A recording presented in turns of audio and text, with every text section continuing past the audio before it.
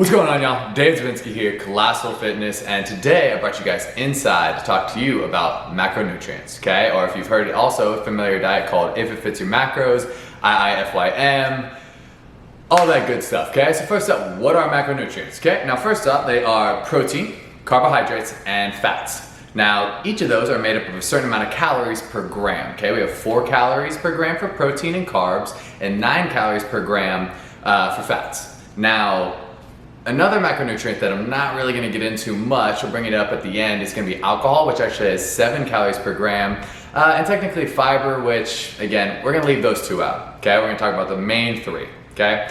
Now, what we want to do with macronutrients is essentially we're going to give us a certain amount of caloric expenditure, the amount of calories you burn on a daily basis from workouts, your NEAT, your BMR, all these things, right? So essentially this is the most accurate way to track your nutrition, but also allowing a little bit of flexibility, okay?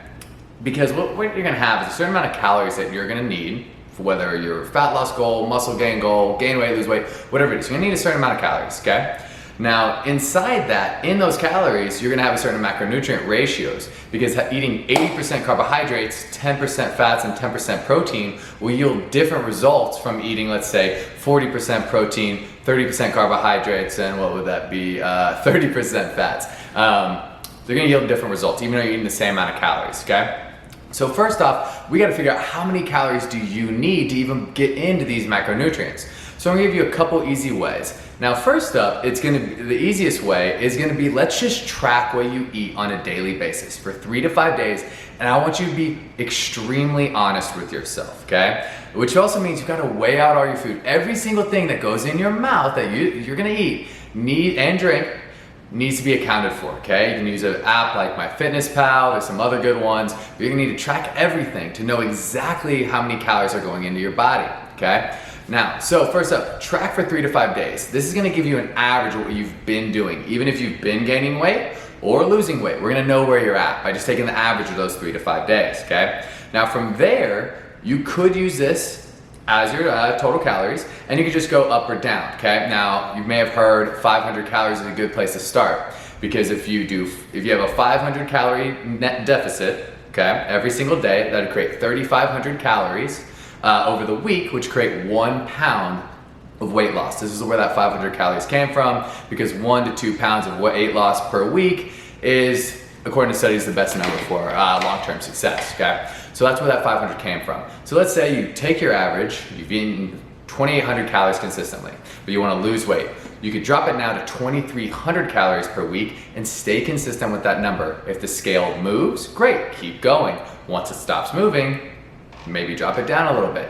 If you're consistently gaining weight eating 2,800, same thing, drop down your calories. If you need to gain weight, add calories to that, okay? This is just to get us a starting number instead of using a random estimation from some random formula, okay? Now, but I'm also going to give you a random formula, okay? So under precision nutrition, we use a formula that's much more simple, something that, again, because these numbers are always, these are estimations, these formulas are estimations, it doesn't matter. It's about consistency with the number that you get from here on out, okay? So for women, we start with the number 9 times your pounds of body weight, okay? For men, we start with 11.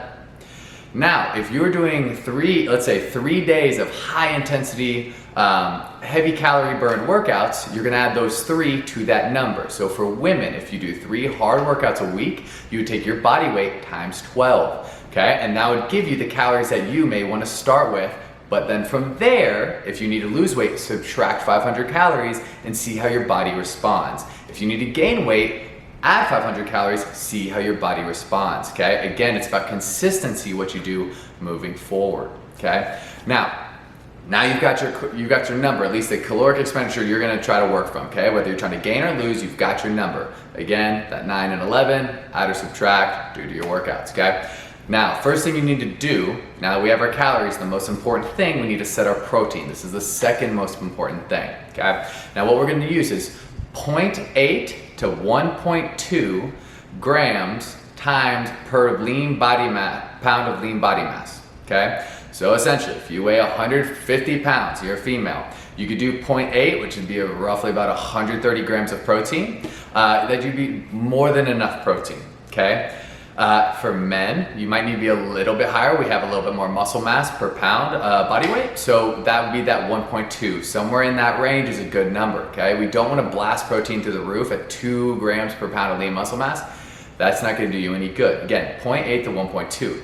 Now, if you are trying to lose weight, and you're going to be at a big caloric deficit, you're going to want a little bit more protein. So if you're at that 0.8 number as a female, maybe 1 might be a good thing, because we're trying to hold on to muscle mass while in a caloric deficit. And then from there, if you're a man trying to gain weight, 1.2 may actually be only when you're cutting. You could probably get away with 0.8 to 1 grams of pounds of lean body mass and use the rest for carbohydrates to fuel your energy and fuel that muscle gain. But again, so when you have more calories to work with, you could probably get away with less protein. When you're dieting and trying to lose weight, you probably need to add protein to hold on to that muscle mass, okay? Now, next up, what you want to do, because now we have our calories set and we have our protein set, we're going to drop into our fats. Now, fats and carbs, we're going to talk about fats in a second, but I want to just put out this point. These can fluctuate, okay? The most important thing is calories and protein. The amount of fats and carbs you have can fluctuate today, and it's really not as important as studies show. That being said, there's a certain amount of fats that you're going to want to use to cover your hormonal needs, okay? Fats are needed for hormone production, healthy eyes, skin, hair. There's a lot of things that we need fats for.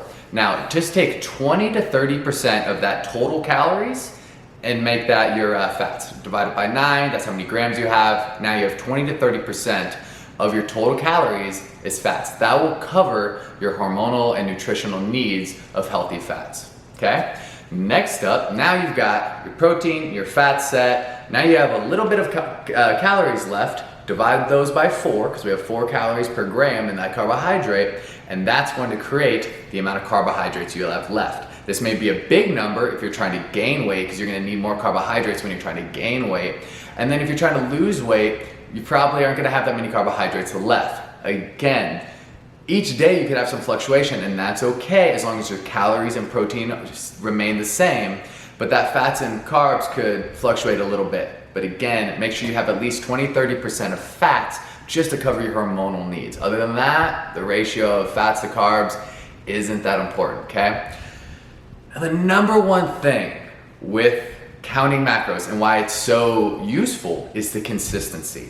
Every single day you're gonna eat roughly the same amount of calories, which is gonna help tell you what you're doing every single day. Now you have to track all your meals, all your drinks, on the weekends too. Not Monday through Friday, not cheat meal, not cheat day, none of that bullshit. You need to track every single thing that goes in your mouth if you want the most promising results. Like if I'm coaching somebody for a bodybuilding show, a powerlifting meet, just somebody who wants to rapid fat loss, wants to change their physique quickly.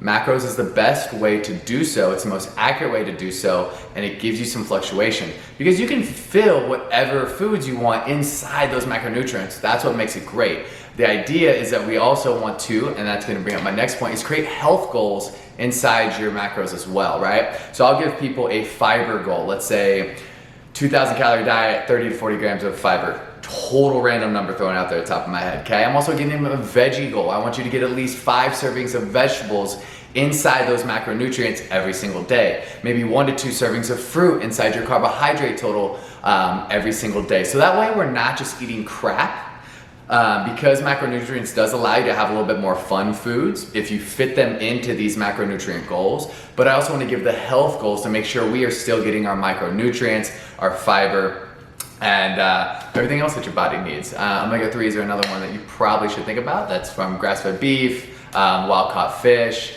flaxseed, a few things like that, okay? So that's macronutrients, y'all. Counting macros, again, it's one of the most accurate ways, but just remember, it's not something that you want to do in the long term, but it's a great tool to teach you how to hone in on your nutrition, know what's going in your body, educate yourself on the food that you're eating, so that way in the future, you can start having an idea. I look at that meal, I know how many macronutrients are in it. I go out to eat, man, I know that's got a lot of calories, let me cut some over here. It's a great way to learn how to do nutrition without counting. It's not a long-term goal, but it is something that's very useful as a tool to teach you about nutrition, teach you about your body, and teach you how to change your body and or keep your health. That's all today, y'all. let me know what y'all think. Like the video, share the video, all that good social media stuff. And please let me know if y'all have any questions. I'm full-time in the garage now, so if you need any training, my mornings are wide open. I just opened that up. And I look forward to hearing you guys. Y'all have a wonderful day. Thank you very much.